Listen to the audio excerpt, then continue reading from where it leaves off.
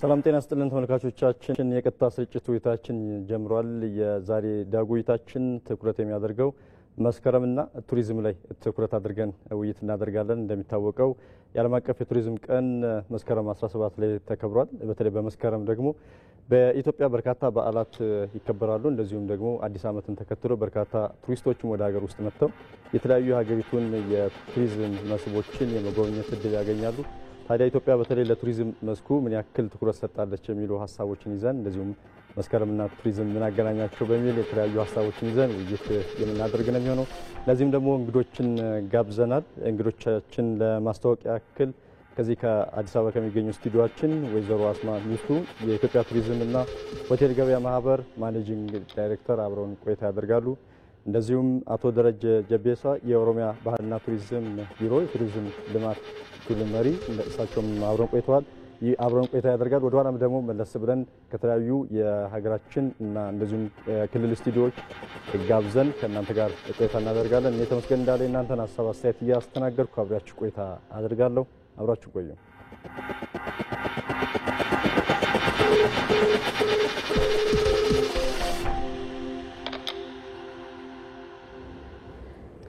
እንኳን ደህና መጣችሁ።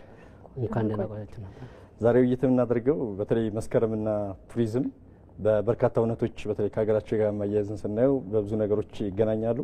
ታዲያ እንደው መስከረምና ቱሪዝም ምን አገናኛቸው በሚለው ሀሳብ እንጀምርና እንደው ምን አገናኛቸው መስከረምና ቱሪዝም? በስፋት ስለ ቱሪዝም ይነሳል። እሺ፣ አመሰግናለሁ። በመጀመሪያ ደረጃ ዓለም አቀፍ የቱሪዝም ቀንና መስከረም አንድ ላይ መገጣጠሙ ለኛ ወርቅ የሆነ እድልን ነው ይዞ የመጣው። ያ ሚስጥር ብቻ ሳይሆን ትልቅ የሆነ ወርቅ የሆነ እድል ይዞልን መጥቷል። ምክንያቱም መስከረም ለኢትዮጵያውያን የአዲስ ዓመት መከሰቻ መሆኑን ብቻ ሳይሆን ሁሉም ህዝብ የኢትዮጵያ ህዝብ በባህሉ፣ በቋንቋው፣ በአኗኗር ዘይቤው ፈጣሪ ክረምትን አልፎ ለበጋ ላደረሰው ፈጣሪው ትልቅ ምስጋና የሚያደርሱበት ሁሉም በየባህሉ ምስጋናውን የሚያቀርብበት ህብረ ቀለም ነው ማለት ነው። ስለዚህ ያ ደግሞ ከዓለም አቀፍ ቱሪዝም ጋር ስናገናኘው ይሄ ራሱን ችሎ የቱሪዝም መዳረሻ ነው የሚታይ። ያው እንግዲህ መስከረም ላይ አደይ አበባ ይፈነዳል፣ ራሷ አረንጓዴ ትሆናለች ኢትዮጵያና ያችን ውብ አረንጓዴ የሆነችን ኢትዮጵያ ለማየት በጣም ብዙ ቱሪስቶች ወደ ሀገራችን ፍሰት ያደርጋሉ ማለት ነው። ስለዚህ መስከረምና ዓለም አቀፍ የቱሪዝም ቀን መገናኘቱ ለኢትዮጵያ ወርቅ የሆነ እድል ይዞላት ነው የሚመጣው ማለት ነው።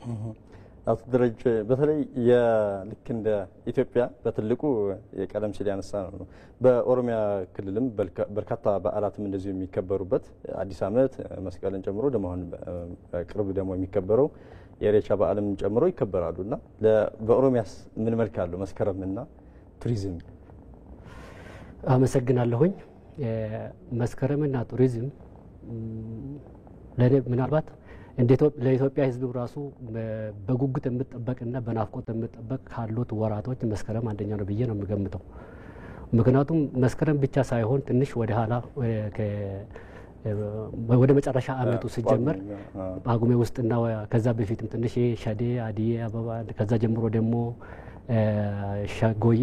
ሽኖዬ የሚባልና ጎቤ የሚባል ነገሮች አሉ። የበዓል ዋዜማ የማነሳሳትን የመቀባበል ስሜት አለና እሱ ለኢትዮጵያ ሕዝብ በጣም የምጠባበቅ በዓል ነው ብለን ነው የምጠብቀው። በሱ በተጨማሪ ደግሞ የአዲስ ዓመት ነው። በአዲስ ዓመት በመሆኑ መጠን ደግሞ ሰዎች በተስፋ ነው በናፍቆት የምትጠበቁት። እሱም ብቻ ማለት ነው። ከአዲስ ዓመቱ ቀጥሎ ደግሞ መስቀል አለ። ከመስቀል ቀጥሎ ደግሞ ኢሬቻ አለ። አሁን እንዳነሱልኝ ማለት ነው። ያ ደግሞ ምንድነው ባህላዊ ታሪካዊና ሃይማኖታዊ ይዘት ውስጥ አለው። ይሄ ደግሞ ምናልባት በእንግሊዝኛ ፒክ ሲዝን የሚባለው ከወራት ካሉት እኛ የመዳረሻና ክረምቱ ከጨለማው ሰው አልፎ ወደ ብርሃን መውጣቱ ራሱ ደግሞ ሌላ የሚያመሰግን ስለሆነ ይሄ በጣም በልዩ ሁኔታ በትኩረት የምታይ ነገር ነው ብዬ ነው የሚያስበው። በተለይ አሁን ልክ እንደዚህ አይነት ያው በሌሎች ሀገራትም የራሳቸው የሆነ የሚዳሰሱና የማይዳሰሱ ቅርሶችም አሏቸው። ከዛም ባሻገር ደግሞ የተፈጥሮ እንደዚሁ በራሳቸው ማልመተው ደግሞ ለቱሪዝም መስህብ የሆኑ ቦታዎች አሏቸው። ግን ደግሞ በኢትዮጵያ መልኩ ትንሽ ገጽታው ትንሽ ለየት ይላል ብዬ አስባለሁ። የተፈጥሮም ከተለያዩ ቦታዎችም ከቦታ ቦታ ይለያያል። ከዚህ ባሻገር ደግሞ ድልም ይሰጣል። ያው የመቀባበል ሁኔታዎች አሉ። አንዱ ክልል አንዱ አካባቢ ላይ የሚያከብሯቸው በዓላት አሉ። ሌላኛው ደግሞ ትንሽ ቆየት ብሎ የሚያከብራቸው አሉ። አሁን እንደው ቀደም ብለን እንኳን ስናይ በደቡብ ሀገራችን ክፍል በርካታ የሆኑ የዘመን መለወጫ በዓላቸውን አክብረዋል። ቀጣይ ደግሞ ልካውን በኦሮሚያ ክልል ደግሞ በስፋት የሚከበረው ደግሞ ኢሬቻም ይመጣልና ብዙ እንደዚህ አይነት ነገሮች አሉ። እንዲህ አይነቱ በተለይ በዘርፉ ለተሰማራው የግሉ ዘርፍ ልክ እንደናንተ ማለት ነው ምን እድልን ይዞ ይመጣል? ያው እንግዲህ ከመስከረም ወቅት አንስተን ካሁን በኋላ በጣም ብዙ በመጀመሪያ ደረጃ ዩኔስኮ ላይ ያስመዘገብናቸው እነ መስቀል እነ ጥምቀት የመሳሰሉ ክብረ በዓላት ይመጣሉ ካሁን በኋላ። ኢሬቻ ደግሞ በጣም ሰፊው ኢትዮጵያ አውጥታ በደንብ ያልሸጠችው የኢትዮጵያ ሀብት ነው የፊታችን የምናከብረው ማለት ነው። ከዘመን መለወጫ ጋር ተያይዞ ቅድም እንዳልኩ ኢትዮጵያ በጣም ባለብዙ የህብረ ቀለም ያላት ሀገር ነችና ሁሉም ብሔር ብሔረሰብ የጨለመውን ጊዜ አሳልፎ ላሳለፈው አምላክ ምስጋና የሚያቀርብበት ደቡብ ክልል ላይ ከዚህ በፊት ሲከበር የነበሩ የተለያዩ ክብረ በዓላት አሉና እነሱ ራሳቸውን ችሎ የቱሪዝም መዳረሻውን ሰፊ እያደረገ ይመጣል። የቱሪስት ፍሰቱን እያሰፋው ይመጣል። የመጀመሪያ ነገር አሁን ለምሳሌ ከትናንትና ወዲያ የተከበረው የመስቀል በዓል አለ። ከዛ በፊት ደመራ ዩኔስኮ ላይ ያስመዘገብነው የማይዳሰስ ቅርብ ነው። ያ መጀመሪያ የሀገር ውስጥ የቱሪዝም ፍሰቱን ያንቀሳቅሷል። ምክንያቱም ቤተ ዘመድ ይጠያየቃል። ፍሰቱ ቀላል የሚባል አይደለምና በዛ መካከል የሀገር ውስጥ ቱሪዝም እያደገ ይመጣል። ሌላው ዩኔስኮ ውስጥ እስካስመዘገብነው ይህንን ቅርስ አብዛኛው ውጭ ሀገር ላይ የሚኖሩ የተለያዩ ዜጎች ይህንን የማይዳሰስ ቅርስ ሊጎበኙ ሊያዩ ይመጣሉና ያ ፍሰት በሚኖርበት ጊዜ ደግሞ እዛ አካባቢ ላይ ያለው ግሉ ዘርፍም መንግስትም ተጠቃሚ ይሆናል ማለት ነው። ምክንያቱም የቱሪስት ፍሰት ባለበት ቦታ ላይ ሁሉ የሀገር ኢኮኖሚ ያደገ እየተለወጠ ይመጣል። ምክንያቱም ቱሪስቶቹ በሚመጡበት ጊዜ ይዘው የሚመጡ የውጭ ሀገር ምንዛሪዎች አሉና ኢትዮጵያ ደግሞ ያንን አቅሟን በውጭ ምንዛሪ በኩል ያላትን አቅም ማሳደግ ስላለባት መንግስትም የግል ዘርፍም በዛ መንገድ ተጠቃሚ ይሆናሉና መስከረም ይዞልን የሚመጣው ትልቅ እድል ነውና እሱን ደግሞ አውጥተን በመሸጥ ልንጠቀምበት ይገባል ማለት ነው። በጣም ጥሩ ሀሳብ ነው ያነሱልን። ሲለማውን ወደ አማራ ክልል ሄደን ከዚህ ከባህር ዳር ስቱዲዮ አጠቃላይ ደግሞ በአማራ ክልል ያሉን ሀሳቦች እናነሳለን። በጣም እናመሰግናለን ስላገኘንዎት። አጠቃላይ ደግሞ እንግዲህ ስለ ቱሪዝም እና መስከረም ነው እያነሳን ያለ ነው። በተለይ በአማራ ክልል ያለውን ተሞክሮና በተለይ መስከረምና ቱሪዝምን እንደሚያገናኘው በዛም ያሉ በመስከረም ሊጎበኙ የሚችሉ ሀሳቦችን አንሱልን። አቶ አባይ የአማራ ክልል ባህልና ቱሪዝም ቢሮ ምክትል ኃላፊ ናቸው። እስኪ ሀሳቦትን እንደዚሁ መስከረምና ቱሪዝም በአማራ ክልል እንደው ሰው ለመጎብኘት ቢመጣ ምን ሊያይ ይችላል? መልካም አመሰግናለሁ እድሉ ስለተሰጠኝ። መስከረምና ቱሪዝም እንዲሁም ከአማራ ክልል አኳያም ስንመለከተው በጣም የሚገርምና ጥሩ የሚባል አጋጣሚ ነው ያለው። እንደሚታወቀው በአንድ በኩል የጨለማው ወቅት አልፎ የብርሃን ወቅት የሚተካበት ወይም ክረምቱ አልፎ የመኸር ወቅት የሚመጣበት ወቅት ነው። በሌላ በኩል ደግሞ እንደ ኢትዮጵያ የዘመን መለወጫን በመሆኑ ምክንያት አዲሱን ዘመን አሮጌውን ዘመን ሸኝተን በተመሳሳይ ደግሞ አዲሱን ዘመን የምንቀበልበት ዘመን ነው። ስለዚህ በተለይ ደግሞ ክረምቱ አልፎ መኸር በሚመጣበት ወቅት ተፈጥሯዊ ሁኔታውም የተፈጥሮ ገጽታውም እንደ ኢትዮጵያም እንደ አማራ ክልልም በጣም ውብና ማራኪ ነው። እንደምታውቁት ተራራው፣ ሸለቆ፣ ሸንተረሩ፣ ወንዙ አረንጓዴና አደይ አበባ የተሞላበት እጅግ በጣም ሳቢ ነው በተፈጥሯዊ ሁኔታው እንደሚታወቀው። የአማራ ክልል ደግሞ ያው እንደ ኢትዮጵያ ትልቅ የቱሪዝም መዳረሻ ናት ሀገራችን እንደሚታወቀው። ከዚህ ውስጥ ደግሞ የአማራ ክልል ሰፊ የሆኑ የቱሪዝም ሀብቶች ያሉት ነው። ተፈጥሯዊ፣ ባህላዊና ታሪካዊ የምንላቸው በርካታ ሀብቶች በዚህ ክልል የሚገኙ ናቸው። ስለዚህ መስከረም ላይ የማይዳሰሱ በዓላትም የሚከበሩበት ነው። በተለይ እንደሚታወቀው ከመስከረም በፊትም ወርሃ ነሐሴ በጣም በርካታ በዓላት የተከበሩበት ነው። ይሄ ክልል የሻደይ፣ አሸንድዬ፣ ሶለል፣ የቡሄ፣ የእንግጫ ነቀላና የከሴ አጨዳ እያልን በስፋት ሃይማኖታዊና ባህላዊ በዓላት ተጣምረውና ተንሰላስለው በጣም ውብና ድንቅ ሆነው የተከበሩበት ነው። አዲሱን ዓመት ለመቀበል የሚደረገው ባህላዊ አለባበስ፣ ባህላዊ አጨፋፈር የተለየ ገጽታ ያለው ነው። የመስቀል በዓልም እንደምታውቁት ሰሞኑን በድምቀት የተከበረ ነው። ሃይማኖታዊና ባህላዊ በዓላት ተቀናጅተው የተከበሩበት ነው። በዚህ ወር በተመሳሳይ ደግሞ በደቡብ ወሎ የምትገኘው የግሸን ደብረ ከርቤ የዓመታዊ ንግስ በዓል በድምቀት ይከበራል። የመላው ኢትዮጵያውያንና የመላው ዓለም የሚታደሙበት ነው። ሰፊ በሚሊዮን የሚቆጠር እንግዶች የሚገኙበት ነው። ይህም ባህላዊና ሃይማኖታዊ ተሳስረው የሚከበር እንደሆነ ይታወቃል እና መስከረምና የአማራ ክልል በጣም ከቱሪዝም አኳያ በጣም ሰፊ የሆኑ ትስስርና ቅንጅት ያላቸው ናቸው። ስለዚህ ቱሪስቶችም ወቅቱን ወደ ክልሉ መጥተው ቢጎበኙት በርካታ የሚዳሰሱም የማይዳሰሱም መዳረሻዎች እንዳሉት መመልከት ይቻላል። በትናንትናው ዕለትም በጎንደር በፋሲል ግንብ በተለይ የንጉሳዊ ስርዓትን አጠቃላይ ሊያሳይ የሚችል ስነ ስርዓት ነበርና በቱሪዝም ሚኒስቴር በኩልም በይፋ የተጀመረው ማለት ነው። አጠቃላይ ትናንት የነበረው ሁነትም ትንሽ ብናነሳ እውነት ነው። እንደሚታወቀው የጎንደር አብያተ መንግስታት ላይ ትናንትና ክቡር ሚኒስትሯና ሚኒስትር ዴኤታዎች በተገኙበት በስፋት በድምቀት የተከበረና የተጀመረ ስራ አለ።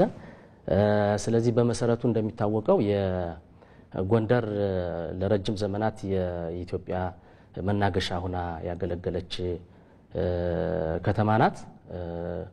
ስለዚህ በከተማውም እንደሚታወቀው ከ6 አብያተ መንግስታት ያላነሱ ባንድ ኢንክሎዥር ወይም ባንድ ግቢ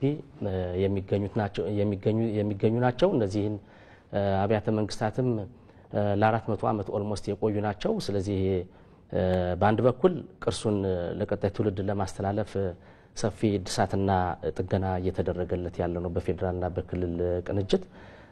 በሌላ በኩል ደግሞ በዛ አብያተ መንግስቱ ላይ የነበሩ ባህላዊና ታሪካዊ ትውፊቶች በተገዩ መንገድ መታየትና መውጣት መቻል ይኖርባቸዋል። ለትውልድ የማስተማሪያና የሞራልም የግንባታ የሚያገለግሉ መሆን መቻል አለባቸው። ስለዚህ እነሱን በተቻለ መጠን በአብያተ መንግስታቱ ምን ይስተዋሉ ነበረ፣ ምን ይከወኑ ነበረ፣ መንግስታት ይሰሯቸው የነበሯቸውና ከህብረተሰቡ ጋር የነበራቸውን ግንኙነት በተገዩ መንገድ የሚያሳይ ትዕይንት ነው የተጀመረው። ለረጅም ቀናት ሊቆይ የሚችል ነው። ኦልሞስት በቲያትር መልክም ጭምር የሚተወንና የሚከወን ስለሆነ እና ሰፋ ያሉ የዛን ዘመን ታሪክ በተገዩ መንገድ በሚያሳይ መልኩ የተሰሩ ተውኔቶችና ትዕይንቶች በተገዩ መንገድ እየተሰሩ ይገኛሉ።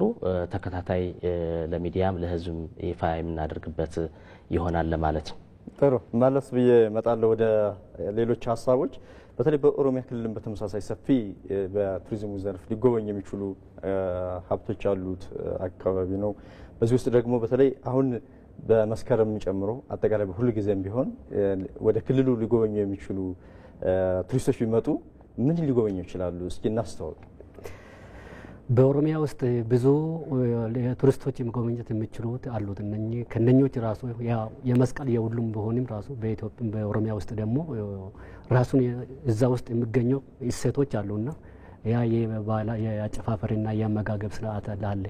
ከባህሉ ቀጥሎ ደግሞ የኢሬቻ በዓል አከባበር አለ። ከኢሬቻ አከባበር አሁን ከመስቀል ቀጥሎ ቀጣይ ሳምንት አሁን ቅዳሜ ነው የኢሬቻ በዓል የፊንፊኔ ሀራ ፊንፊኔ ምናልባት የሚከበረው በዚህ ነውና ፎረሙ ምናልባት በአርብ ዕለት ነው በ23 ነው የሚካሄደው። እዚህ ውስጥ የሚገኘው ከፊንፊኔ ወይ ደግሞ ሀራ ፊንፊኔ ጀምሮ አዲስ አበባ ውስጥ የሚከበረው፣ ከዛ ቀጥሎ ደግሞ እሁድ በቢሾፍቱ የሚገኘው ሀራ አርሰዲ ነው የሚከበረው። ከዛ በመቀጠል በሳምንቱ ደግሞ እዚህ ጋር ቡራዩ የሚገኘው የማልካቴት የሚባል አለና የሴቶችን እሱ ስነ ስርዓቱ የሚከናወነውና በጣም ይሄኛው ከዚህ ጋር ተያያዘ ደግሞ ካርኒቫል አለ፣ ኤግዚቢሽን አለ፣ ባዛር አለ፣ ኮንሰርቶች አሉ። ይሄ ለቱሪዝም የቱሪስት ቆይታ ለማረዘም የሚችለው የሚጠቅመው ጥቅሙ በጣም ሰፊ ነውና በመስከረም ውስጥ በዛ ቀጥሎ ደግሞ የዓለም ቱሪዝም ቀን እኛ ከዛ በኋላ ነው የምንከብረው። ምክንያቱም ምንድነው በዓላቶቹ ተደራርበው ስለመጡ ትንሽ ገፋ እናደርጋለን እንደ በኦሮሚያ ደረጃ የቱሪዝም ዓለም ቀን የምናከብረው። ስለዚህ በኢሬቻ እሴቶቹ ከዚህ ተነስቶ ደግሞ እዚህ ጋር የሚቆም ብቻ አይደለም። ቀጥሎ ያሉ ቦታ ወደ ዞኖች በዛም አልፎ ደግሞ በክልላት አንድ የተጀመረ ቦታ አለ። አሁን በጋምቤላ ውስጥ የተጀምሯል እና የታደሰ ማለት ነው የኢሬቻ ቦታዎች ታድሶ የኢሬቻ ስነ ስርዓት የሚከናወንበት ቦታ አለ። እዛ ውስጥ እንግዲህ ቅድም እንዳነሳው የባህላዊና ታሪካዊ እንደገና ደግሞ የሃይማኖታዊ ስነ ስርዓት የሚከናወንበት ቦታ ስለሆነ እዛ ውስጥ ደግሞ የህዝቡ መገለጫው የሆነው ደግሞ የዛ ውስጥ እሴቱን ይዞ ያለው እስካሁን ድረስ የአገር ውስጥና የውጭ የሚጎበኙበት የሚሳተፉበት ስለሆነ በጣም ሰፊ የቱሪስት ፍሰት ያለው ይላሉ። እዚህ ላይ በተለይ እንደ ሀገራችን ስናየው ያው ቅድም አንስተናል ሰፊ የሆነ ለቱሪዝም መስህቦች የሚሆኑ አሉን። በተፈጥሮም ራሱ አለን። እንደዚሁም ደግሞ በታሪክም አጋጣሚ ደግሞ እንደዚሁ የሰራናቸው ከኛም ታሪክ ጋር ሊገናኙ የሚችሉ በጣም ቀደምት ሀገር መሆናችን ሊያሳዩ የሚችሉ ቅርሶችም አሉንና አጠቃላይ ወደ ኢትዮጵያ የሚመጡ የውጭ ቱሪስቶችም ቢኖሩ የሀገራችንም ውስጥ እስኪ ትንሽ የሀገራችን በአራቱ አቅጣጫ ትንሽ ብናሳየው ያሉንን ሀብቶቻችንን። ያው እንግዲህ ኢትዮጵያ በሁሉም ዘርፍ የታደለች ነች። ሰው ሰራሽ ታሪካዊ የሆኑ ብትለው በተፈጥሮም ብትመጣ በጣም ያልተነኩ ብዙ ሀብቶች አሏት። ታሪካዊ ናቸው።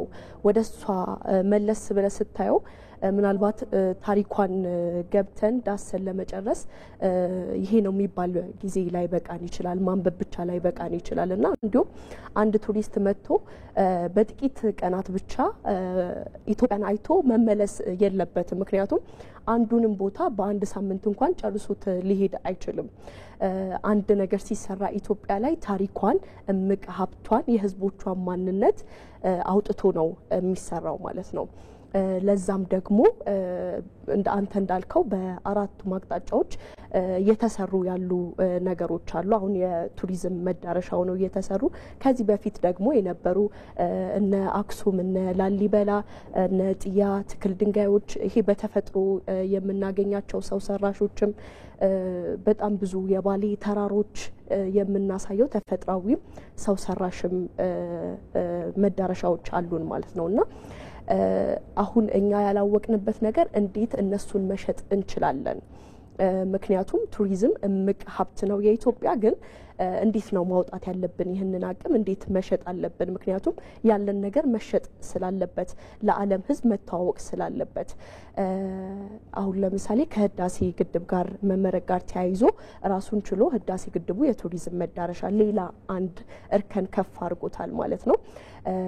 አሁን ደግሞ የተለያዩ ሞተር ጀልባዎች፣ ተንሳፋፊ ፕሌኖች እየገቡልን ነው እና ቅንጡ የሆኑ ቱሪዝሞችን ለኢትዮጵያ እያበረከትን ነው።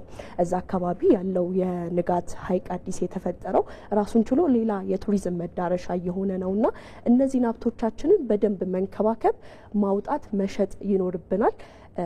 በፊት ከነበረው ከሚታወቀው ቱሪዝም ኢትዮጵያ የምሰጠው ለቱሪስቶች የምሰጠው ቱሪዝም ባሻገር ቅንጡ የሆነ ሌክዠሪ የሆነ ቱሪዝምን ደግሞ ለዓለም እያስተዋወቅን ነውና እዛ ላይ ሁላችንም ተረባርበን መስራት ይኖርብናል። ግን በጣም ብዙ የምናሳየው ያለን እምቅ ነገር እንዳለን ተጠቀምንበት ነው ገና።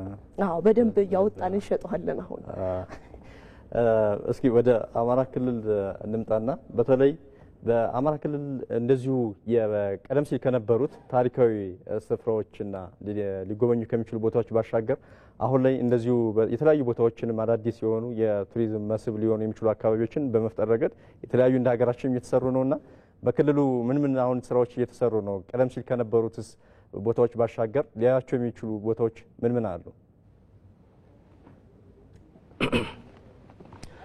መልካም። ያው በአማራ ክልል ቅድም እንዳልከው ወንድሜ ሰፊ የሆኑ የቆዩ የቱሪስት መዳረሻዎች በስፋት አሉ። በኋላ እድሉ ከተገኘም መድገም እፈልጋለሁኝ። አዳዲስ የቱሪዝም መዳረሻዎችን በማልማት በኩል ደግሞ ኦልሞስት የክልሉ መንግስትም የፌዴራል መንግስትም ለቱሪዝም ዘርፉ በሰጠው ትኩረት ስራዎች ተጀምረዋል። ኦልሞስት የመጀመሪያ ልንለው የምንችለው በጣና ዳርቻ ላይ የተገነባው የጎርጎራ ኢኮ ሪዞርት ነው። ጎርጎራ ኦልሞስት ከዚህ በፊትም የቱሪስት መዳረሻ ነው። ነገር ግን ደግሞ በተገቢው መንገድ ያለማና ኦልሞስት ለቱሪስቶች ምቹ ያልሆነ ተፈጥሯዊ የሐይቁ ሁኔታ ካልሆነ በስተቀር ለቱሪስቶች ምቹ ሁኔታ በመፍጠር በኩል መሰረታዊ የሆነ ችግር የነበረበት ነው። ነገር ግን ደግሞ መንግስታችን በሰጠው ትኩረት ለጎርጎራ ሰፊ እና ትልቅ የሆነ የቱሪዝም መዳረሻ እንዲሆን በማድረግ ኢኮ ሪዞርቱ ተገንብቷል። ይሄ ሪዞርት በጣም የሚገርምና የአካባቢውን በተለይ የጎንደር አብያተ መንግስትን የኪነ ህንፃ ስልት ተከትሎ የተገነባም ጭምር ነው። ከቅርሱ ጋር እንዲሰላሰል ተደርጎ በተመሳሳይ ከባህር ዳር 60 ኪሎ ሜትር ርቀት በሐይቁ በተመሳሳይ ከጎንደር ደግሞ በተመሳሳይ 60 ኪሎ ሜትር ዲስታንስ የሚገኝ ነው በመሃሉ። ስለዚህ ለቱሪስቶች ከባህር ዳር ጎርጎራ ከጎንደር ጎርጎራ በጣም የውሃ ትራንስፖርትም በተመሳሳይም የብስ ትራንስፖርትም ምቹ ሁኔታ የተፈጠረበት ነው። ስለዚህ ኦልሞስት በ5 ስታንዳርድ ሌቭል የተሰሩ ሰፊ ሰርቪስ ወይም ፋሲሊቲዎች ነው ያሉት እና ትልቅ የቱሪስት መዳረሻና የቱሪስት ቆይታዎችን ሊጨምር በሚችል መልኩ ተገንብቶ ኦልሞስት ስራ ላይ የጀመረ ነው። በተመሳሳይ ወሎ ደቡብ ወሎ አካባቢ ሐይቅ ላይ የሚገነባ ኢኮ ሪዞርትም አለ። ስራው በመፋጠን ላይ ነው ያለው። በዋናነት በፌዴራል መንግስትና በክልሉ ቅንጅት የሚገነባ ነው። እሱም አንድ ትልቅ በተለይ የምስራቅ አማራን የቱሪስት ሰርኩሌሽን ከሰሜን ሸዋ ካንኮበር ጀምሮ የወረይሉን፣ የደሴን፣ የላሊበላን እና የውጫሌ ታሪካዊ ቦታዎችንም ጭምር በማስተሳሰር ትልቅ የቱሪስት ዴስቲኔሽን ሆኖ የሚያገለግል ነው። በቅርብ ጊዜ ይጠናቀቃል ብለን እንጠብቃለን። ትልቅ ትርጉም ተሰጥቶት የሚሰራና የሚለማ ነው። ከነባሮቹ የቱሪስት መዳረሻዎች ጋር ሲዳመር ይሄ የክልሉንም ሆነ የሀገሪቱን የቱሪዝም እንቅስቃሴ ከፍ ሊያደርግ የሚችል ነው። ነባሮቹም በተመሳሳይ በነበሩት ሁኔታ መቀጠል መቻል የለባቸውም። ምክንያቱም አቧራ የለበሱ በእድሜ ብዛት በተፈጥሮና በሰው ሰራሽ ችግሮች ምክንያት ለቱሪስት እይታም ችግር እየፈጠሩ ያሉ ስለሆነ እነሱም በተገቢ መንገድ መታደስ እና መጠገን ስላለባቸው እሱንም ጭምር ትኩረት አድርጎ እየሰራ እንደሆነ ክልሉ በዚሁ አጋጣሚ ለመግለጽ ነው። ጥሩ መለሳለሁ ወደ ኋላ። የኦሮሚያ ክልልም በተመሳሳይ ሁኔታ የተለያዩ መዳረሻዎችን በመስራት ረገድ ሰፊ ስራዎች ይሰራሉና በኦሮሚያ ክልል እየተሰሩ ያሉ ነባሮችን እናንሳቸው። ከዚህም ባሻገር ደግሞ አሁን ሊታዩ የሚችሉ እየተሰሩ ያሉ ደግሞ ስራዎች ካሉ እነሱ። አመሰግናለሁኝ። በኦሮሚያ ክልል ብዙ ቦታዎች አሁን እየተለሙ ነው ያሉትና አሁን ይሄ ልማቱ እኛ በተለያየ አንግል ነው የምናየው። በመጀመሪያው በመንግስት ደረጃ አሁን ከተማም ራሱ አንድ ዴስቲኔሽን ነው ለቱሪዝም። ይሄ ኮሪደር የሚባለው ራሱ ኮሪደሩ ከተማውን ሲያለማ እንደገና ደግሞ ከተማ ዙሪያ የሚገኙ የቱሪስት አትራክሽን ወይ ደግሞ ዴስቲኔሽኖችን በዛ መጠን የተስፋፋ ነው ያለውና እሱ አንድ ነገር ነው። ሁለተኛ በፌዴራል ደረጃ የሚሰራው የገበታ ለሀገር የሚባለው አሁን ቅድም ከአማራ ክልል እንደተነሳው ማለት ነው ከወንጪ ሐይቅ ላይ የተሰራ ወንጪ ዳንዲ የሚባለው አሁን ወንጪ ተመርቋል፣ ግን ዳንዲ ገና ይቀራልና ወንጪ ላይ የተሰራ ስራዎች፣ ቀጥሎ ደግሞ እዚህ ጋር በኑና የሚገኘው በሰቃ ላይ የተሰራና አዋሽ ፓርክ አጠገብ ያለው በፌዴራል ደረጃ ወይ ደግሞ በገበታ ለሀገር የተሰራ ነው ስራ ነው እሱ። በመቀጠል ደግሞ አሁን የተሰራ ያለው በክቡር ጠቅላይ ሚኒስትራችን መጽሐፍ በመደመር መጽሐፍ የተገኘው የተሰበሰበው ገቢ ሶፍ ዑመር ዋሻ ላይ የተሰራ ነው። አሁን በጣም ዲቴል የተሰራ ነው እሱ። የልማቱ የተፋጠነ ነው ያለው። በተጨማሪ ደግሞ አሁን በባሌ ተራራዎች ብሔራዊ ፓርክ ላይ 5 ቦታ የተሰራ ነው ፕሮጀክቶቹ ራሱን ችሎ በመንግስት ደረጃ። እንደገና ደግሞ ምንድነው ስቴክ ሆልደሮች የምንላቸው አሉ አጋር ድርጅቶች ማለት ነው። ከዚህ በተጨማሪ በክልል ደረጃም እንደዚሁ ቢሾፍቱ ላይ የተሰራ ያለው አሁን አርብ የኢሬቻ ፎረም እዛ ነው የሚከበረው ስለሆነ በዛ አጋጣሚ ምናልባት እናንተ ስትጋበዙ እዛ ማግኘት የምትችሉት ነገር ሀሮ አርሰዲ ላይ በአጠቃላይ በጣም ግዙፍ ፕሮጀክቶች ተሰርቶ አሁን የተጠናቀቀ ነው ያለውና እዛ አካባቢ ያለው ቢሾፍቱ እንደምታውቀው ወደ 7 ሐይቆች ነው ያላት። ከዛ ግን በጣም እንትን ያለው ደግሞ የተሰራበት ያለው የሀሮ አርሰዲ የይሁድ ዕለት አሁን ኢሬቻ የሚከበርበት ቦታ ነው። እነኞች ሁሉ ሲሰበሰብ ማለት ነው በጣም ሰፊ የሆነ እዚህ ብቻ አይደለም እንግዲህ ያው በከተማ ደረጃ ቅድም እንዳነሳው በኮሪደሩ ራሱ አሁን ጅማ አካባቢ ያለው በአጠቃላይ የቱሪዝም አትራክሽን ከተማው በአጠቃላይ አንድ ዴስቲኔሽን ስለሆነ የሰፋ ያለው የህዝቡን አሳታፊነትና ባለሀብቶቹ እንደገና ደግሞ ሮቤ ላይ በቀጣይ እንደገና ቢሾፍቱ ላይ ያለው ይሄ ሲደመር ማለት ነው በጣም መንግስት ትኩረት ተሰጥቶ እየሰራ ነው ያለው። በሌላ በኩል ፓርኮችን እና የደን እንስሳት የዱር እንስሳት ጥበቃ ላይ ለመስራት ደግሞ ግሪን ሌጋሲ የሚባለው ነገር ደግሞ በጣም የተሻለ ነገር የፈጠረ ነው ያለውና በዛ ልማት ውስጥ ሰርቫይቭ እንዲያደርጉ በፊት ጠፍቶ የነበሩ የእጽዋን እንደገና ደግሞ የዱር እንስሳቶች ተመልሶ የተራቡ የተሰፋፋ ነው ያለው ስለሆነ በዛ ደረጃ በጣም የሚደሰት ነገር ነው ያለው ብዬ አስባለሁ። በተለይ አሁን በሁለቱም ክልሎች እንደተነሳው ማለት ነው ሰፊ የሆነ በመንግስትም ልዩ ትኩረት ተሰጥቷቸው በቱሪዝሙ ዘርፍ እንግዲህ በተለይ ትኩረት ከተሰጣቸው ዘርፎች ዋነኛው ነውና በመንግስት በኩል እንደዚህ ያለ በግሉ ዘርፍስ ምን ያክል ይሄ በመንግስት በኩል ያለውን ተነሳሽነት ምን ያክል እያገዘው ነው? እየተሰማሩ ያሉ ባለሀብቶች በዘርፉ ምን ያህል ትኩረት ሰጥተውታል የራሳቸው ሚና ለማሳረፍ? ያው እንግዲህ እንዳልኩ ይሄ ዘርፍ በጣም ርብርብ የሚፈልግ ነው። የኤኬሌ የሚባል ዘርፍ አይደለም እና ሁሉም በጋራ አንድ ላይ መስራት ሲችል ትልቅ ለውጥ መምጣት ይችላል። እንግዲህ በመንግስት ዘርፍ ራሱን ችሎ ቱሪዝም ሚኒስቴር ለብቻ ተቋቁሞ በከተማ ደረጃ ወጣ ሲል ደግሞ በክልል ደረጃ ቱሪዝም ለብቻ ፎከስ ተደርጎ እንዲሰሩ የተለያዩ ድርጅቶች ተቋቁመዋል።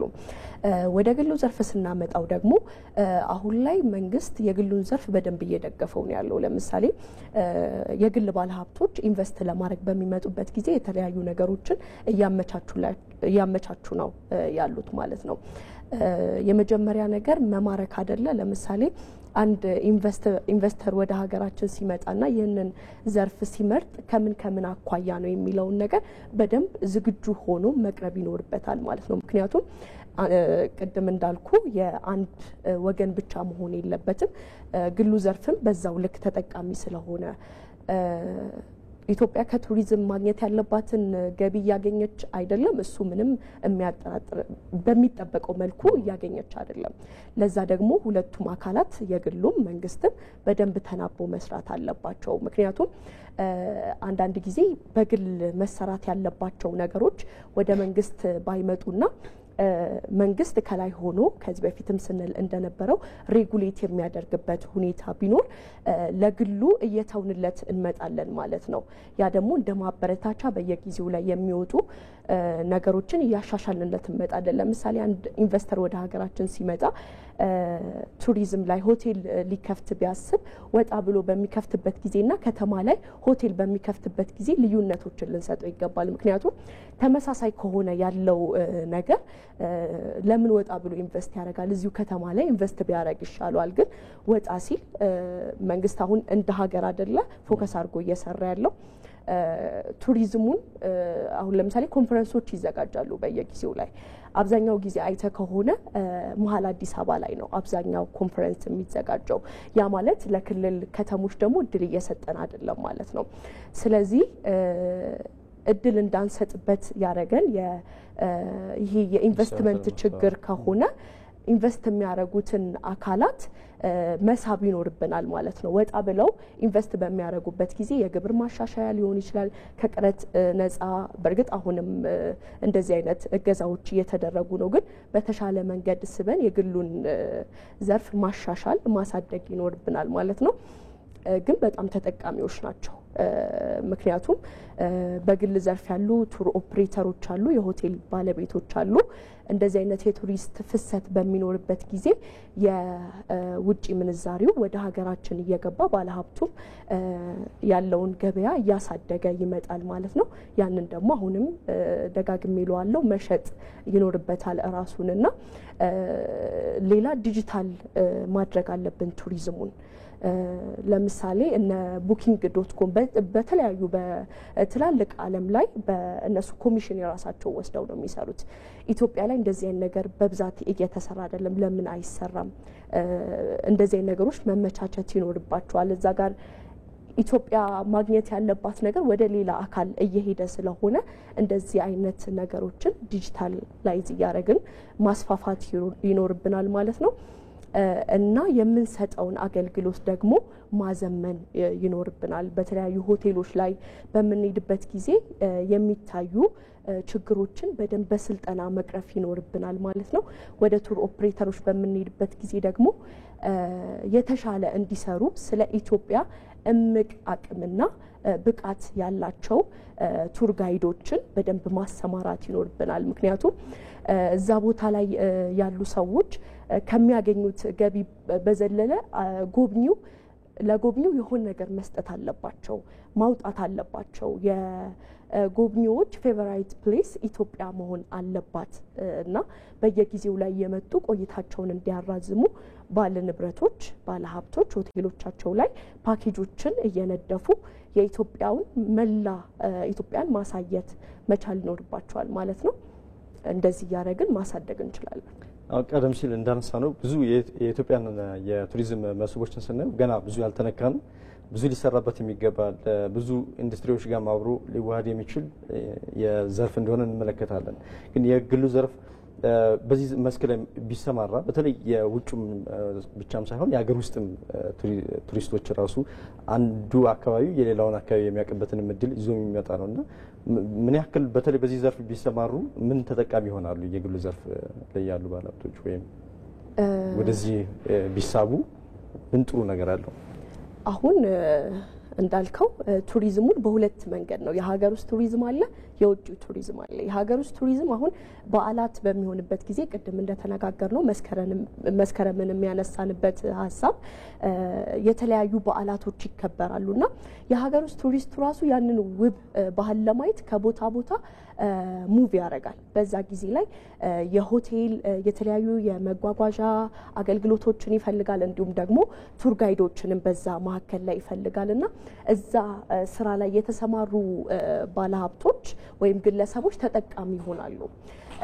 ያው ወደ ውጭ ስንመጣ ምንም የማያከራክርና የማያጠራጥር ጉዳይ ስለሆነ የሀገር ውስጥ ቱሪዝምም እያደገ በመጣ ቁጥር ለምሳሌ አሁን ላይ አብዛኛው ሰው ምን ያህል ያውቋል ኢትዮጵያ ውስጥ ሆኖ ኢትዮጵያ ውስጥ የሚሰሩ ትላልቅ የቱሪዝም መዳረሻዎች አሁን የተሰሩትን ምን ያህል ያውቋቸዋል ብንል ጥያቄ ውስጥ ነው የሚያስገባንና ለነዛ ደግሞ የተለያዩ መስሪያ ቤቶች ፍቃድ በሚሰጡበት ጊዜ እነዚህ ፓኬጆች መንደፍ ቢችሉ መጀመሪያ ተነሳሽነት ብንፈጥር ህዝባችን ላይ የሀገር ውስጥ ቱሪዝም ራሱ ገና አልተነካም፣ ስንቶቻችን እናውቃለን የሚለው አሁንም ጥያቄ ውስጥ ነው የሚያስገባንና እንቅስቃሴ ባለበት ቦታ ላይ ሁሉ እዚህ አካባቢ ላይ የተሰማሩ ባለሀብቶች ተጠቃሚ ይሆናሉ። ሌላው እዛ አካባቢ ላለው ማህበረሰብም የስራ እድል እየፈጠረን እንመጣለን ማለት ነው። አንድ ሆቴል የሆነ አካባቢ ላይ ሲገነባ እዛ አካባቢ ሰራተኞች ይፈልጋል። ሆቴሉን ያው እንግዲህ ህንጻውን ብቻ ታቁሞ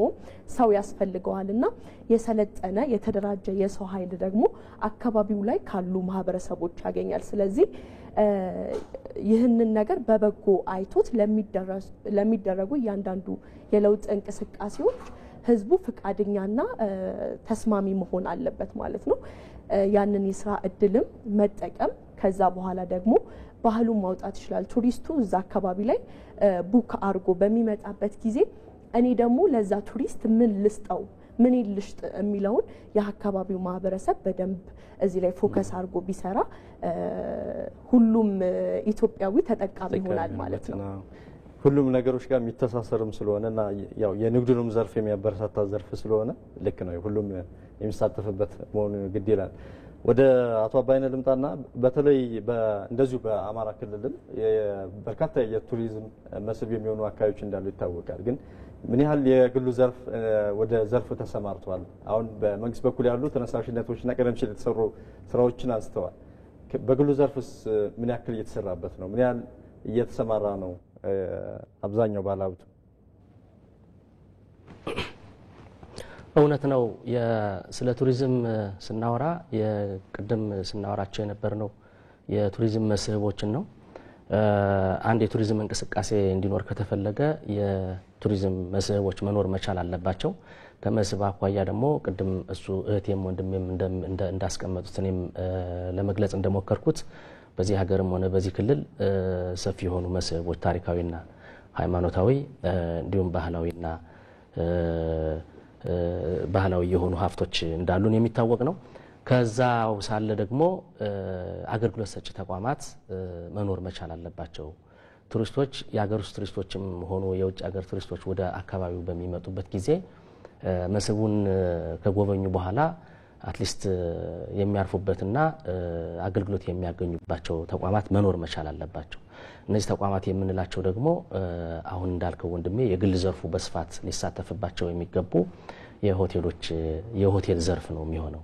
ስለዚህ የሆቴል ዘርፍ ደግሞ በተለይ ቅድም ከኦሮሚያ ወንድሜ ሲያስቀምጥ እንደነበረው አንዱ ከተሞች ውብ እንዲሆኑ የማድረግ አስፈላጊነት በአንድ በኩል ለነዋሪዎቿ ምቹ የሆነ ከተሞች እንዲፈጠሩ ማድረግ፣ በሌላ በኩል ደግሞ ለቱሪስቶች የቆይታ ጊዜን ጭምር ሊያሳድግ በሚችል መልኩ የመገንባት አስፈላጊነት ስማርት ሲቲ የመገንባት አስፈላጊነት በጣም ወሳኝ ነው።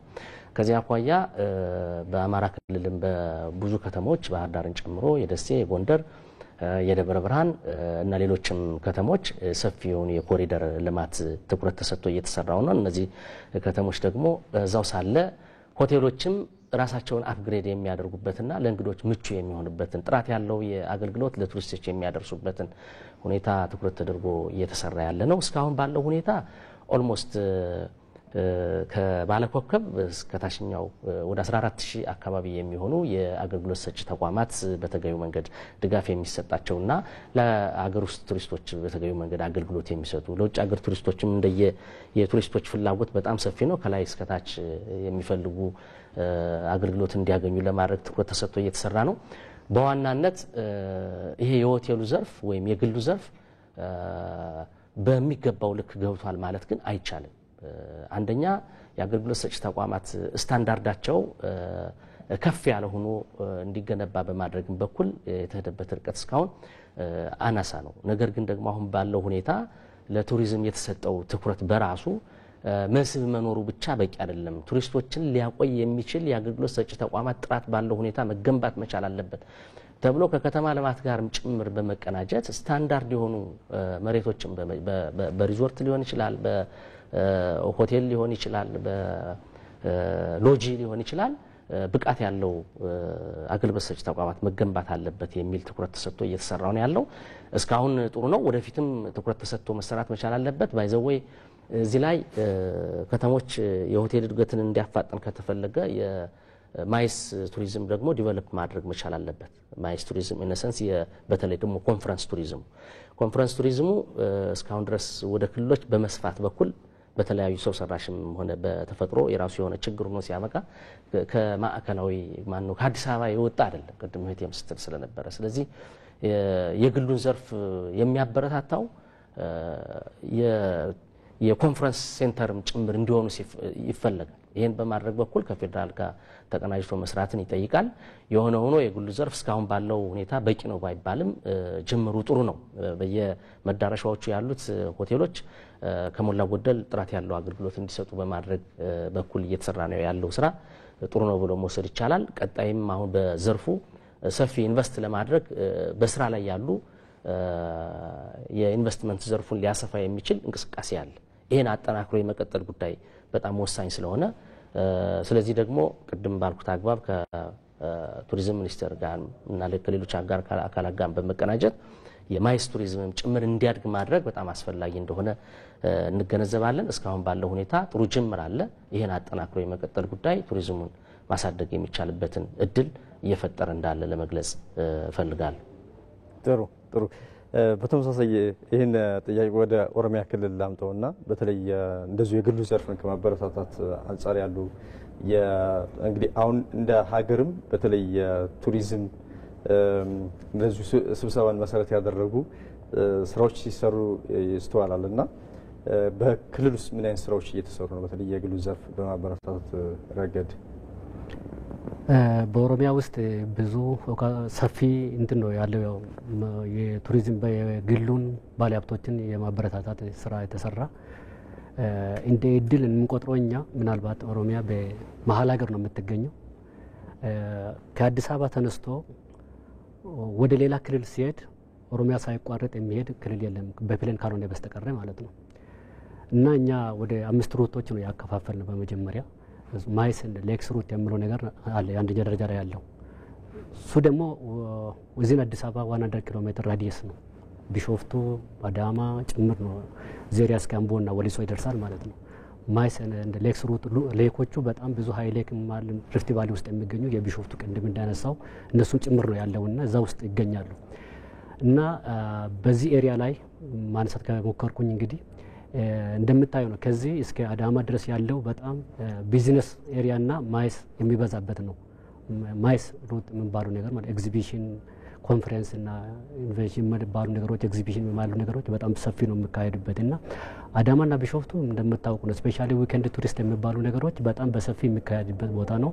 ስብሰባም ራሱ በፌዴራል ደረጃ በክልል ደረጃ ቢሆን እንደገና ደግሞ በኤንጂኦቹ እዛ ነው የሚካሄደው ስለሆነ በጣም ሰፊ እድል አለ። ይሄ ደግሞ ምንድነው የባለ ሀብቶቹ ገቢ እንዲያገኙ የሰሩበትን የለፉበትን ያ ዋጋ የሚመጥን ነገር ለማግኘት ጥረት የተደረገ ነገር አለ። እሱ ምንድነው ግንባታ ሲገነባና ግንባታ ካለቀ በኋላ ከቀረጥ ነጻ ቅድም እንዳነሳችሁ እይታችን ማለት ነው ምግባበት አለ ለነሱ መሰጥ ነገር አለ።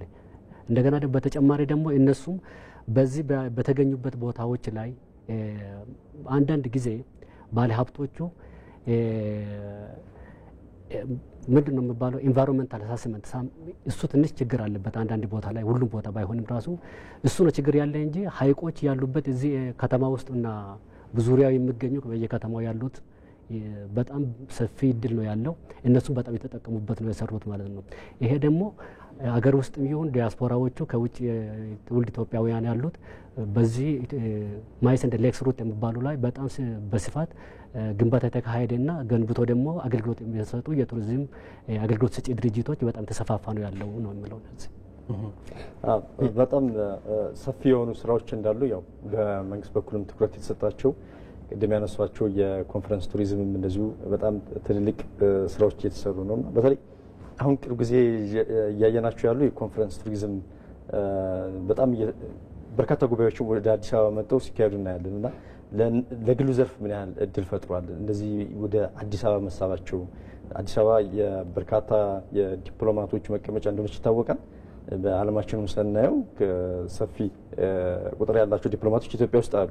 ከዛም ባሻገር ደግሞ እንደዚህ አይነት ጉባኤዎች ራሱ መካሄዳቸው ለዘርፉ ያው እንግዲህ ባለፈው በጀት ዓመት ብቻ ከ150 በላይ የሆኑ ኮንፈረንሶች አዲስ አበባ ላይ ወይም ኢትዮጵያ ላይ ተካሂደዋል ማለት ነውና በየዙሩ ደግሞ ከ25000 በላይ የሆኑ እንግዶችን ስንቀበል ነበረ በእያንዳንዱ ኮንፈረንስ ላይ ማለት ነው። ስለዚህ ይሄ ፍሰት ራሱ ይዞ የሚመጣው አቅም አለ።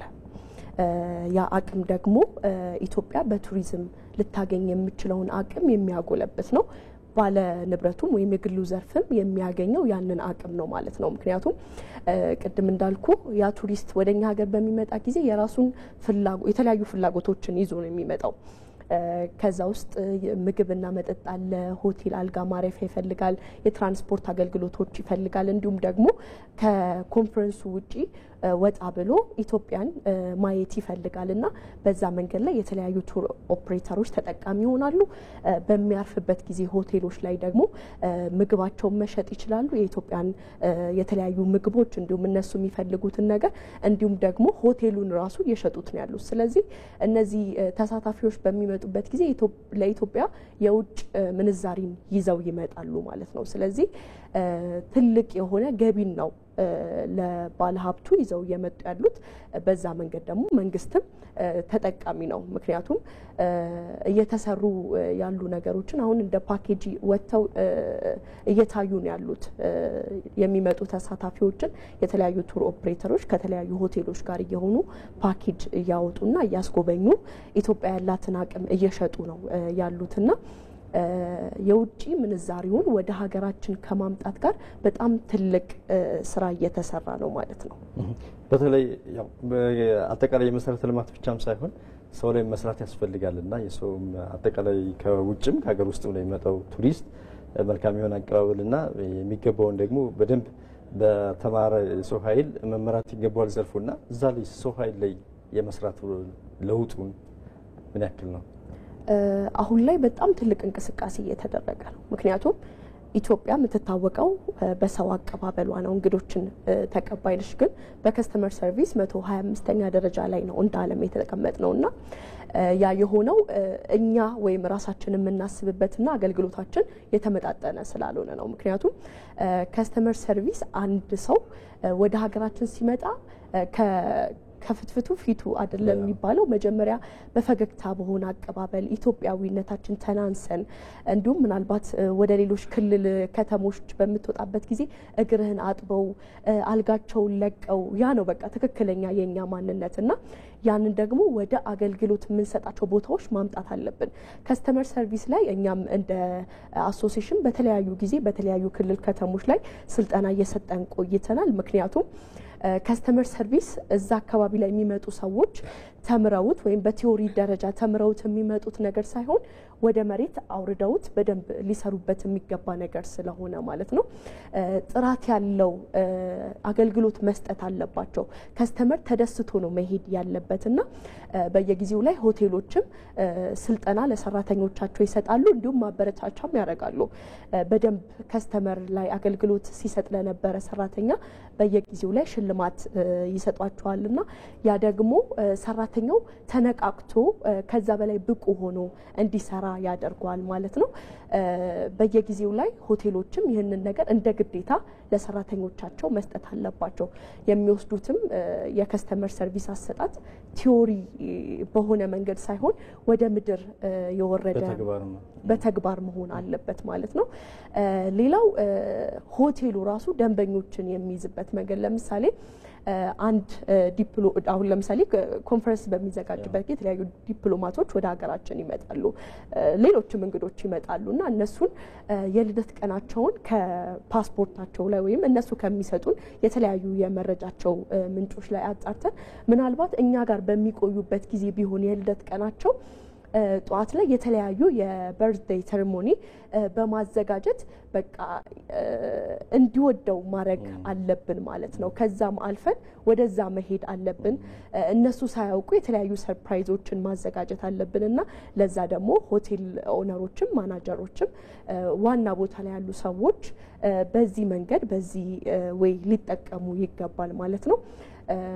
ዋናው ነገር ቅድም አሁንም ደጋግሜ ልበለውና ፕሮዳክታችንን በምንሸጥበት ጊዜ በመጀመሪያ መያዝ ያለብን ከስተመራችን ነው። ከስተመራችን እነማን ናቸው የሚለው ለይተን ካወቅን በኋላ የሚፈልጉትን ነገር በደንብ መስጠት አለብን። እንደዛ ሲሆን ኢትዮጵያ አይደለም በኮንፈረንስ ሰበብ በተደጋጋሚ እየመጡ በራሳቸውም ጊዜ ቤተሰቦቻቸውን ጓደኞቻቸውን እየጋበዙ እንዲመጡና እነሱ ሲመጡ ደግሞ የኛም የኢኮኖሚ እድገት ከፍ ያለ ስለሚመጣ ግሉ ዘርፍ በዚህ መንገድ መነቃቃት ይኖርበታል ማለት ነው። ጥሩ ሀሳብ ነው ያነሱልን። አሁን ደግሞ እስኪ ወደ ደቡብ ኢትዮጵያ እንሄድና እዛ ያለውን ተሞክሮ ደግሞ እንቀበል። በተለይም ወይዘሮ ወይኒቱ መልኩ የደቡብ ኢትዮጵያ ባህልና ቱሪዝም ቢሮ ኃላፊ በክልሉ ያሉ ሀብቶችን በተለይ መስከረምና ቱሪዝም ብለን ነው ዛሬ ውይይት እያደረግን ያለ ነው። ወደ ክልላችሁ ጎብኝ ቢመጣ ሊያያቸው የሚችሉ አካባቢዎች፣ ቦታዎች፣ መዳረሻዎች ምን ይመስላሉ? እስኪ እናንሳቸው። በጣም አመሰግናለሁ። ወደ ደቡብ ኢትዮጵያ ክልል እንግዲህ የቱሪስት መዳረሻ ስፍራ ከሚባሉ አካባቢዎች አንዱ ነው። የደቡብ ኢትዮጵያ ክልል በርካታ የቱሪስት መስህቦች ያሉበት አካባቢ ነው። ከበርካታ ቱሪስት መስህቦች አንዱ የደቡብ ኢትዮጵያ ክልል የባህሉ ነው ማለት ነው። ባህላችን ራሱ የ32 ብሔር ብሔረሰቦች መኖሪያ ነች ደቡብ ኢትዮጵያ ክልል። ይሄ 32 ብሔር ብሔረሰቡ የራሱ የሆነ ቋንቋ፣ የራሱ ባህል፣ የዘመን አቆጣጠር፣ የራሱ አለባበስ፣ የራሱ አመጋገብ በተለያየ መንገድ ራሱን የሚገልጽበት ብሔሩን የሚገልጽበት የተለያዩ ባህላዊ ትውፊቶች ያሏት ክልል ነች። እንግዲህ ቱሪስቶች ወደኛ ሲመጡ አንዱ ሊያዩ ሊጎበኙ የሚገባው ነገር ባህላችንን ማለት ነው። የተለያየ ብሔር ዳይቨርሲቲ ብሔረሰብ ያለበት አካባቢ ስለሆነ ያንን ባህል ነው ለቱሪስት እንደ መስህብ ሆኖ አሁን ከቅርብ ጊዜ ወዲህ እያገለገለ የመጣው። ሌላው ፓርኮች አሉን። ወደ 4 የሚሆኑ ፓርኮች አሉ። በእነዚህ 4ቱም ፓርኮች ውስጥ የተለያዩ ብርቄ የሆኑ የዱር እንስሳት አሉ፣ አዕዋፋት አሉ፣ የተለያዩ እጽዋቶች አሉ። እነዚህ አንበሳን ጨምሮ የተለያዩ ዝሆንን ጨምሮ በርካታ የሆኑ ብርቄ የሆኑ የዱር እንስሳቶች ያሉበት ፓርክ ስለሆነ እነዚህ ፓርኮችን መጥቶ ጎብኚዎቹ በተለያየ ጊዜ መጎብኘት ይችላሉ። ከጊዜ ወደ ጊዜ ደግሞ የጎብኚዎች ቁጥርም እየበዛ እያደገ እየሰፋ የመጣበት ሁኔታ ስላለ ይሄ የሚጎበኝ ሀብት ነው ማለት ነው። ከዚህ ውጪ በዓለም አቀፍ ቅርስነት የተመዘገቡ 3 የዓለም አቀፍ ቅርሶች ያሉበት አካባቢ ነው። ስለዚህ እነዚህ የኮንሶ መልክዓ ምድር፣ የታችኛው ኦሞ ሸለቆና ጌዲዮ መልክዓ ምድር አሉ። እነዚህ በጣም በሰፊው ሊጎበኙ የሚገባው ትምህርት ሊወሰድበት ለጥናትና ለምርምር የሚጠቅሙ የዓለም አቀፍ ቅርሶች ያሉበት አካባቢ ስለሆነ እነዚህን መጥቶ ጎብኚዎቹ መጎብኘት የሚችሉበት ሰፊ እድል አለ ማለት ነው። ከዚህ ውጪ ባህላችን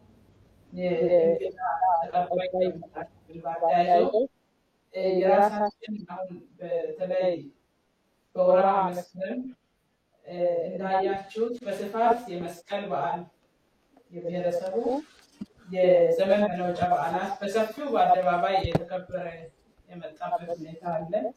ይሄ ደግሞ በመስከረም ብቻ ሳይሆን እስከ መጪው የካቲት እስክደርስ ድረስ የተለያዩ ብሔረሰቦች ባህላቸው ማለት ነው ክብረ በዓላትን ያ ስለዚህ እነዚህ እናገኘታለን። ወደ ባህር ዳር እንምጣና በተለይ እንግዲህ የተለያዩ መዳረሻዎችን የማስፋፋት ስራዎች እየተሰሩ እንደሆነ ቀደም ሲል አንስተውልናል። ከዚህ ባሻገር ግን በተለይ በዓለም አቀፉ የዩኔስኮ ተቋም የተመዘገቡ ቅርሶች አሉ። በቀጣይ ሌሎችንም እንደዚሁ ሊጎበኙ የሚችሉ የሚዳሰሱና የማይዳሰሱ ቅርሶችንም እንደዚሁ በማስመዝገብ በመጠበቅ ረገድ ምን እየተሰራ ነው? በተለይ የነባሮችንም ጭምር በማደስ ረገድ አዳዲስ መዳረሻዎች ባሻገር ነባሮችንም በመንከባከቡ ረገድ ምን ስራዎች እየተሰሩ ነው? መልካም። በድጋሚ በአማራ ክልል የነባር የቱሪስት መስህቦችን በማደስም በመጠገንም ሰፋ ያሉ ስራዎች እየተሰሩ ነው። እንደሚታወቀው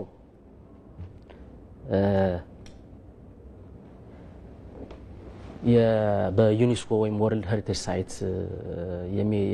ሳይትስ የሚገኙበት ክልል ነው።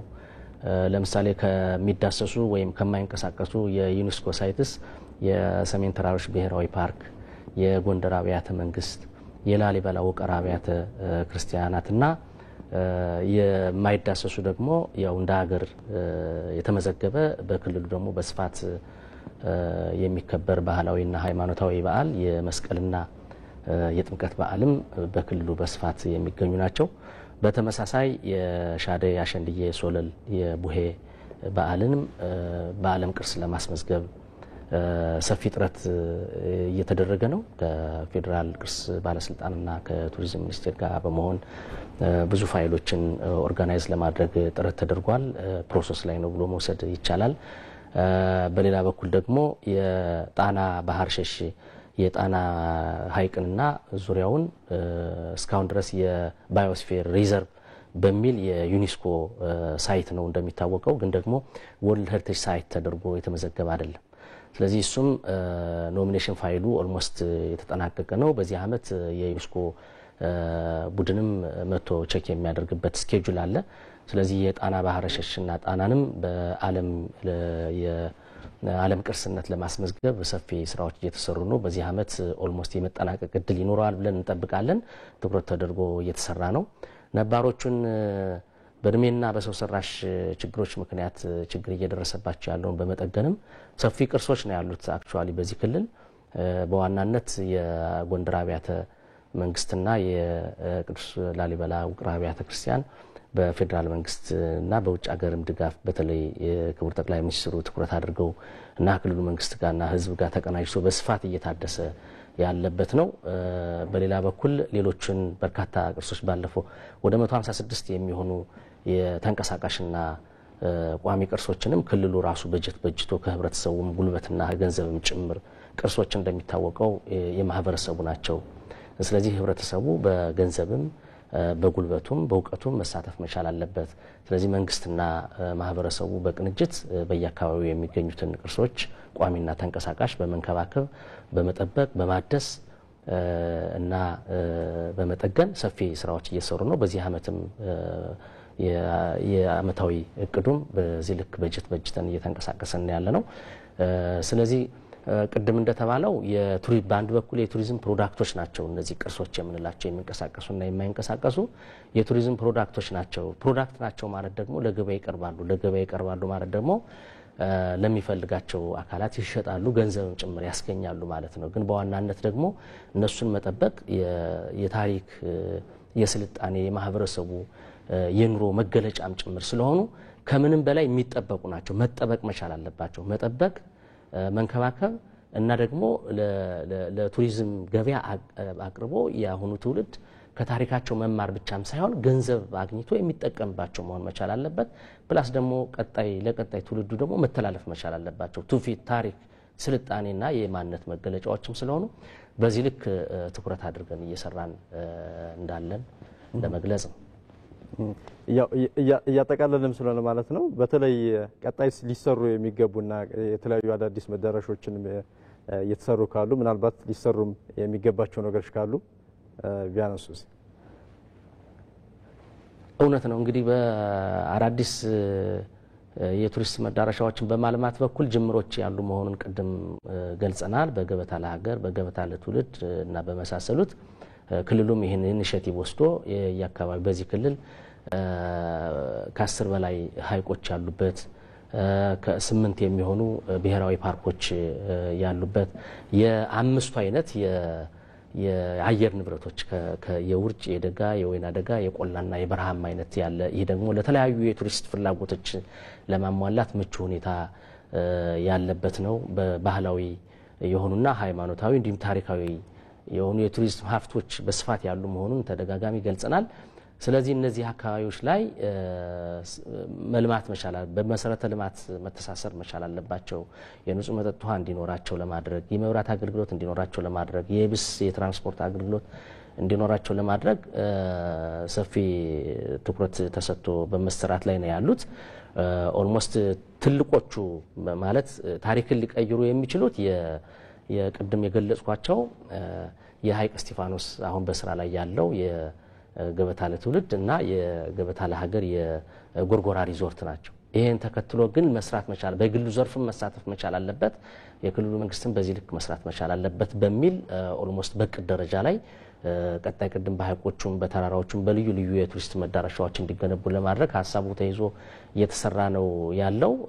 ነባሮችን የማደስ ስራና ለቱሪስት ምቹ እንዲሆኑ የማድረግ ስራ፣ ከተሞች ቅድም እንዳልኩት የኮሪደር ልማት በጣም ተጠናክሮ እየቀጠለ ነው ያለው። ለነዋሪዎቹ ምቹ እንዲሆን በማድረግ በሌላ በኩል ደግሞ ለቱሪስቶች ምቹ እንዲሆኑ የማድረግ ስራ ተጠናክሮ እየቀጠለ ነው ያለው። በዚህ አመትም በጣም ጥሩ የሆነ ፕሮግረስ ነው ያለው። ቀጣይም ተጠናክሮ የሚቀጥል እንደሆነ ነው የምናውቀው። በዚህ ልክ የቱሪዝም ሀብት መጠቀም የጀመርን እንደሆነ የሚያሳይ ነው ለማለት ነው። መልካም እናመሰግናለን። ቀደም ሲል ወዳገኘናቸው አጠቃላይ የደቡብን እያነሳን ነበረ። ወይዘሮ ወይኒቱ ጠቅለል ስናደርገው ምን አይነት ስራዎች እየተሰሩ ነው? ቀደም ሲል መዳረሻዎችን የማስፋፋት ስራዎች በተለያዩ አካባቢዎች እየተሰሩ እንደነበረ ስናነሳ ነበርና አጠቃላይ ምን አይነት ስራዎች እየተሰሩ ነው? ሊሰሩ የሚገባቸው ስራዎች ምንድናቸው? የሚሉ ሀሳቦች እንዳንሳና ከእርሶ ጋር ያለን ቆይታም እንጨርስ። አመሰግናለሁ። ያው እኛ ጋም የቱሪስት መዳረሻ ስፍራዎችን ለማልማት እንዲሁም አዳዲስ የቱሪስት መዳረሻ ስፍራዎችን ለማልማት የሚሰሩ ስራዎች በስፋት ይታያሉ። አንደኛው በክቡር ጠቅላይ ሚኒስትሩ ኢኒሼቲቭ የሚሰራ የገበታ ለሀገር ፕሮጀክት ትልቅ ፕሮጀክት ኮንፈረንስ ሴንተር እየተሰራ ነው በክልላችን የሚገኘው። ከዚህ ውጭ በክልሉ ኢኒሼቲቭ ደግሞ የተለያዩ የከተሞች ኮሪደር ልማት ይሄ የወንዝ ዳር ልማቶች በጣም በሰፊው የቱሪስት በአካባቢያችን መጥቶ የቆይታ ጊዜያቸውን እንዲያራዝሙ የሚያደርጉ የአገልግሎት ሰጪ ተቋማትን የማልማት፣ የማስፋት፣ የማሳደግ ወደ መዳረሻ ስፍራዎቹ የሚወስዱ የመንገድ ልማቶችን፣ የውሃ ልማቶችን፣ የእንግዳ ማረፊያ እነዚህ ስራዎቹ በስፋት እየተሰሩ የሚገኙበት ሁኔታ አለ። ከዚህ ውጭ ደግሞ አዳዲስ የቱሪስት መዳረሻ ሆኖ እንዲያገለግልና እንዲሁም ዓለም አቀፍ ቅርስ ሆኖ እንዲመዘገብ በዩኔስኮ የሚመዘገቡ ቅርሶችን የማጥናት ስራዎች ተሰርተው አልቀው አሁን ምናልባት በሚቀጥለው አዲስ አመት የፈረንጆች አመት ይመዘገባል ተብሎ የሚጠበቅ የወላይታ ብሔረሰብ ግፋታ በዓል የዘመን መለወጫ በዓል በዩኔስኮ ለማስመዝገብ ዝግጅቱን ያጠናቀቀበት ሁኔታ አለ። የጋሞ ብሔረሰብ የጋሞ ዱቡሻና ዱቡሻ ወጋ የሚል የእርቅ ስርዓታቸው ለዓለም አቀፍ ተሞክሮ እንዲሆን ልምድ እንዲወሰድበትና ለጥናታዊና ምርምር ስራ እንዲጠቅም የዓለም ቅርስ ሆኖ እንዲመዘገብ ጥናታዊ ስራዎቹ እየተሰሩ እየተገባደዱ ያሉበት ሁኔታ አለ። ከዚህ ውጪ መዳረሻ ስፍራዎችን የማልማት የቱሪስት ፍሰቱን ለማስፋት እንዲሁም የመጡ ቱሪስቶች የቆይታ ጊዜያቸውን አራዝመው እዛ የሚቆዩበትን ሁኔታ ለመፍጠርና ደጋግመው እንዲመጡ የፕሮሞሽን ስራዎችን ከመስራት ጀምሮ የአካባቢውን መዳረሻ ስፍራዎችን የማልማት ስራ በሰፊው እየተሰራ ይገኛል ማለት ነው። እሺ፣ እናመሰግናለን። ወደ ኦሮሚያ እንምጣና ቀጣይ የሚሰሩ ስራዎችና የሚጠበቁ ነገሮችን እናንሳ። አመሰግናለሁኝ። በኦሮሚያ ክልል ምናልባት የሀብት የምለው ነገር ከዛ ብነሳ ማለት ነው። በሀብት ደረጃ አሁን እስካሁን ድረስ የለሙና ያለሙ በአጠቃላይ ያለን ሀብቶች ፓርክ ወደ 42 ነው ያለ ነው። ፓርክና መጠለያዎች ማለት ነው 40 ነው እስካሁን ድረስ ሬጅስትር እየተደረገ ማለት ነው። ገና የሚሰሩ ደግሞ አሉ። ይሄን 42 ነው ፓርክና መጠለያ ያለው። ከዛ በኋላ ደግሞ አሁን በኢኮ ቱሪዝም የተከለሉ ደግሞ ወደ 40 ነው ያለ ነው። ሀይቆች ደግሞ ሰው ሰራሽና በተፈጥሮ የሚገኙ ሀይቆች ደግሞ እስካሁን 25 ነው ያለው። ወደ 30 ይጠጋል ብለው ነው የሚገምተው። አሁን ገና ጥናቱ አልተጠናቀቀም እንጂ አሁን ሬጅስትር እየተደረገ ነው የሚያነሳው። ከዚህ በዘለለ ደግሞ ልዩ የሚያደርገው በኦሮሚያ ምንድነው ኬቮች ወደ 300 የሚሆኑ ዋሻዎች አሉ። ከሶፎመር ምናልባት ባይተናነስም ቅርብ ጊዜ የተገኙ ራሱ ግኝቶች ስፔሻሊ በምስራቅ ሐረርጌና ምዕራብ ሐረርጌ ውስጥ የሚገኙ ዋሻዎች በ300 የሚጠጉ ዋሻዎች አለን በኦሮሚያ ውስጥ ማለት ነው። ይሄ ሁሉ ቢለማና ወደ እንትን ብጋባ በጣም ለሀገሪቱም ጥቅም ነው ብዬ ነው የሚያስበው። ከዚህ በዘለለ ደግሞ በአጠቃላይ ይሄ የልማቱ እንዴት ነው ያለው የሚባል ደግሞ እነኚህ ፓርኮቹና መጠለያዎቹ ኢኮቱሪዝሙና ዋሻዎቹ በአጠቃላይ በመንግስት ደረጃ የለሙ ያሉ አለ። እንደጋ ደግሞ ለማልማትም እንትን ተይዞ ፕሮፖዛሉ ተዘጋጅቶ ስራ የተጀመሩ እንትኖች አሉ። እንደገና በግልና በኤንጂኦዎች የተሰሩ ማለት ነው። ይሄ ምንድነው በእኛ ቢሮ የሚሰራ ራሱ አሁን በመንግስት ኢኒሼቲቭ ተሰጥቶ የሚሰራ ያለው አንድ ወረዳ በአመት አንድ መዳረሻ ማልማት አለበት የሚባል ነገር አለ። ከዛ ይሄ በየአመቱ አንድ ወረዳ አንድ መዳረሻ በዞን ደረጃ ከፍ ሲል ደግሞ ስንት ይሆናል የሚል ነገር መገመት ይቻላል ማለት ነው። ኦሮሚያ አሁን ወደ 21 ዞኖች ነው ያላት። ወረዳው ደግሞ አንድ መዳረሻ ካለማ በየአመቱ ምን ያህል እንዲፋጠን ይሄ ደግሞ በኢኒሼቲቭ ነው። በመንግስት ባጀት ብቻ ሳይሆን በህዝቡ ሞቢላይዜሽን ፈጥሮ ከዛ በኋላ ደግሞ ምንድነው አጋር ድርጅቶቹ ባለ ሀብቶቹ በመተባበር ይሄ እየተሰራ ነው ያለው በልማት ደረጃ ማለት ነው። ይሄ ደግሞ ምንድነው ለቱሪዝም መዳረሻ በጣም ይልቁን ከጊዜ ወደ ጊዜ እየተጨመረ የተሰፋፋ ነው ያለው ስለሆነ በጣም እድል ይፈጥራል ብዬ ነው የምገምተው ነው በእኛ ደረጃ ነው። ጥሩ እንግዲህ እንደ ሀገርም በጣም ሰፊ የሆነ ትኩረት የሰጠው ነው። እንደዚሁም በመንግስት በኩል በጠቅላይ ሚኒስትር አብይ አህመድም ሰፊ ትኩረት ሰጠው የተለያዩ አካባቢዎች ላይ የተስፋፉ የቱሪዝም መስህብ የሆኑ በርካታ ቦታዎች እንዳሉ ይታወቃል። ግን የግሉ ዘርፍም ደግሞ ቀጣይ ልዩ ትኩረት ሰጥቶት ሊሰራበት የሚገባ ዘርፍ ከመሆኑ አንጻር ምን ሊሰራ ይገባል የሚሉ ሀሳቦች እናንሳ። እንደ ግሉ ዘርፍም ከመንግስት ጋር ያሉት ነገሮች ያው እንግዲህ ሁላችንም ስንለው እንደነበረው በዋነኝነት አሁን ቱሪዝሙን ከፍተኛ ደረጃ ላይ ለማድረስ ሜጋ ፕሮጀክቶች ተይዘው ያው ጠቅሰውታል።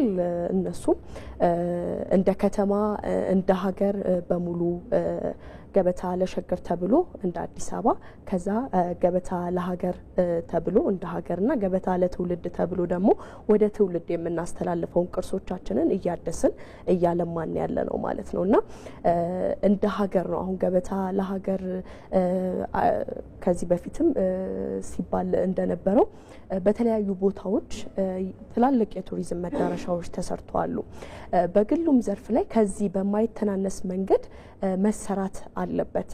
መንግስት የሰራቸው ፕሮጀክቶችን እንደ መንደርደሪያ ተነስተንበት ትልልቅ ነገሮችን መስራት ይኖርብናል። ምክንያቱም የኮሪደር ልማት እየለማ በመጣ ቁጥር መሰረተ ልማት ዝርጋታው እየሰፋ ነው የሚመጣው። ስለዚህ ያ መሰረተ ልማት ዝርጋታውን ተከትሎ ደግሞ ትላልቅ ባለ ንብረቶች እዚህ ላይ ፍሰት ማድረግ ይችላሉ ማለት ነው። ምክንያቱም አንድ ነገር አንድ ፕሮጀክት ለመስራት ሲታሰብ በመጀመሪያ ደረጃ የመሰረተ ልማት መሟላት አለበት። መንገዶቻችን ምቹ መሆን አለባቸው። አሁን ለምሳሌ የአንድ ሀገር ከተለያዩ ለውጦች ከሚያመጡ ነገሮች ባልተናነሰ መንገድ ለአንድ ሀገር እድገት ትልቅ የሆነ ለውጥ ያመጣልና ምቹ የሆኑ መንገዶችን መሰረተ ልማቶችን የምንሰራ ከሆነ ባለሀብቶች እዛ አካባቢ ላይ ኢንቨስት እንዲያደርጉ ያመቻቻል ማለት ነው። ስለዚህ እነዚህ ነገሮች ሲመቻቹ ደግሞ በግል ደረጃ የሚሰሩ የተለያዩ የቱሪዝም መዳረሻዎች እየተስፋፉ ይመጣሉ ማለት ነው። እንዳልኩ ምቹ እና ሳቢ የሆነ ኢንቨስት ለማድረግ የሚመቹ ነገሮችን ስናመቻች ባለሀብቱ እዛ ጋር ኢንቨስት ሲያደርግ በግሉ ዘርፍ ትልልቅ ነገሮች እየተገኙ ይመጣሉ ማለት ነው። አሁን ምናልባት እንደምናየው በግል በኩልም ትልልቅ ነገሮች እየተሰሩ ነው። ጥራታቸውን ለማሻሻል በደንብ እየሰሩ ነው። በጣም ብዙ ቱር ላይ የሚሰሩ ሰዎች አሁን በደንብ እየተነቃቁ ነውና በዛ ልክ ኢኮኖሚያችንን በግል ዘርፍ እያደገ ነው ያለው ማለት ነው። ጥሩ ሀሳቦችን የተለዋወጥ ነው። መስከረምና ቱሪዝም በሚል ሀሳብ አንስተን የዓለም አቀፉን የቱሪዝም ቀን መነሻ አድርገን ሰፋ ያለ ውይይት ነው ያደረግነው። ወይዘሮ አስማ ሚፍቱ የኢትዮጵያ ቱሪዝምና ሆቴል ገበያ ማህበር ማኔጂንግ ዳይሬክተር፣ ለዚህም አቶ ደረጀ ጀቤሳ የኦሮሚያ ባህልና ቱሪዝም ቢሮ የቱሪዝም ልማት ቡድን መሪ፣ እንደዚሁም ከአማራ ክልል ቱሪዝም ቢሮ ምክትል ኃላፊ የሆኑት ደግሞ አቶ አባይን ጋብዘን ነበር። ወይዘሮ ወይኒቱ መልኩ እንደዚሁም የደቡብ ኢትዮጵያ ባህልና ቱሪዝም ቢሮ ኃላፊም እንደዚሁ አብረን ቆይታ አድርገዋል። ለነበረ ቆይታ በጣም ነው አመሰግነው። ተመልካቾቻችን የዛሬው የዳጉ ውይይት ይመስላል። ከውይይቱ ጋር ተመስገን እንዳለ ነበር። ሰላም።